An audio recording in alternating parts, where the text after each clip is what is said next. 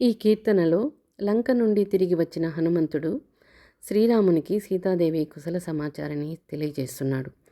సీతమ్మ పంపిన శిరోమణిని రామునికి సమర్పిస్తూ ఆమె పడిన విరహ వేదనను మరియు తాను చేసిన కార్యమును హనుమ ఇక్కడ వివరించాడు.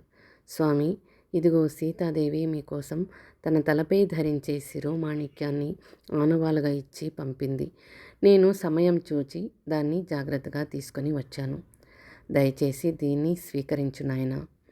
ఓ రామచంద్ర, నేను ఎడబాసి ఉన్న నీ ప్రియురాలైన సీతమ్మను నేను అశోకవనంలో చూచాను. ఆమె అక్కడ నిరంతరం రామ రామ అంటూ మీ నామాన్నే పాడుకుంటూ ఉంది. ఆ ఉత్తమ ఇల్లాలు సీతాదేవి అని గ్రహించిన వెంటనే నువ్వు నాకిచ్చిన నీ ముద్రికను ఆమెకు అందించాను. ఓ సూర్యవంశ సంజాతుడా, పద్మముల వంటి కన్నులు గల నీ భార్య నీ పాద పద్మములను ఎల్లప్పుడూ ధ్యానిస్తూ చంద్రుణ్ణి దూషిస్తోంది. అనగా ఇక్కడ చంద్రుణ్ణి దూషించడం అంటే విరహంలో ఉన్న వారికి వెన్నెలను ఇచ్చే చంద్రుడు కూడా అగ్నిలా అనిపిస్తాడు. అందుకే సీతమ్మ చంద్రుణ్ణి నిందిస్తోందని హనుమ ఇక్కడ వర్ణించాడు. లంకంతా వెతికి ఆ సుకుమారి నీ దేవేరి అని నిశ్చయించుకొని నీవు చెప్పిన సందేశాన్ని ఆమెకు చక్కగా వివరించాను. ఓ దశరథ పుత్రుడా, 10 తలలు రావణాసురుణ్ణి సంహరించి దీనస్థితిలో ఉన్న నీ భార్యను రక్షించి 10 దిక్కులా నీ కీర్తి వ్యాపించేలా చెయ్యి. ఓ రసికుడా, శ్రీ వెంకటాద్రిపై వెలిసిన రఘువీరుడా, నీవు ఆ చంద్రముఖి అయిన సీతమ్మను చేరదేయడంలో పనులన్నీ చెక్కబడ్డాయి. రామాయణ ఘట్టాన్ని శ్రీ వెంకటేశ్వరునికి అన్వయిస్తూ రాముడే వెంకటేశ్వరుడని సీతాదేవిని రక్షించడంతో రామావతార ప్రయోజనం నెరవేరిందని కీర్తనను మంగళాంతం చేశారు అన్నమయ్య. స్వస్తి.